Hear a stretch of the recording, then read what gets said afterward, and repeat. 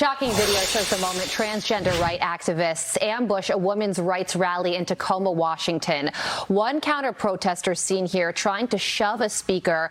Another attack at the rally reportedly left a victim with 2 broken fingers. Kellie-Jay Keen attended the rally and joins me now. Wow. So it sounded like things got violent. First of all, what was the purpose of this rally? And then describe a little bit more about what ended up happening. Well, the purpose is to literally let women speak because, I mean, now Elon Musk has taken over Twitter, maybe it's not so bad, but women are being silenced all through tech, so we're taking our voices back to the public square. I mean, many of those women attended, they've lost their jobs, they've lost their livelihoods, they might have lost their children to this pernicious cult of transgenderism, and they just want to talk about it. So were there men, Kellie-Jay, in the group of people that were attacking you? Yeah, I mean, it's overtly populated by quite misogynist, violent men, but also there's a lot of young women singing their praises and being really, really hateful. But the violence often comes from men, and April got her fingers crushed by a man's bare hands. You know, he literally got her hand in his and crushed it and broke her fingers. Oh, my gosh. So you're standing up for the rights of biological women and were attacked by some men. That sounds like we're going backwards here. Are you getting any support from anybody in Hollywood or any feminists in Washington, D.C.? Well, feminists have been working really hard. I've got to be fair, like radical feminists have been working really hard against this for decades, completely ignored and unnoticed. So yes, we do get support from feminists. I'm a women's rights campaigner, not a feminist myself.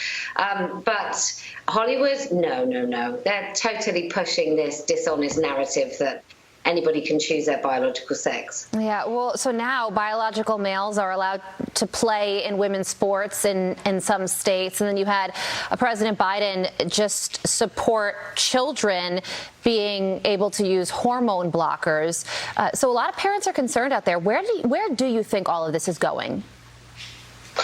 Well, I don't know. I mean, it's pretty bad already. So in your country, unlike my own, I'm from the UK, little girls as young as 13 can have double mastectomies if they say they're boys.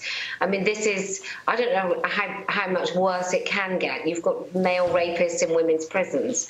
So I think people across the country have got to wake up pretty damn quick, join their school boards and start talking about this to anybody and everybody as much as humanly possible to try and stop it, because right now, the broken bodies of children, they cannot be repaired once they start on this journey of puberty blockers, cross-sex hormones and surgeries. Yeah, and speaking of the UK, you also have J.K. Rowling in the UK speaking out about this very issue, and she has been excoriated for it. So there is a level of courage that requires doing exactly what you and she are doing. Well, yeah, I mean, look, I often say this to people that talk about this. I'm far more afraid of the things that are happening than I am the consequences to me personally. I mean, you know, literally the profound physical and medical abuse of children. I think that is the most frightening thing, much worse than, and lots of things have happened to me. I've been interviewed by the British police for saying that we shouldn't transition children. I've been arrested. I've had the police at my door for saying that I was being untoward about paedophiles, or pedophiles, as you might say over here. But yeah, staying silent is really not an option anymore. I would be much more afraid of doing that. Yeah, I think a lot of parents, Kellie-Jay, would agree with you there. Thank you so much for joining us this morning. We appreciate you. Thank you. All right.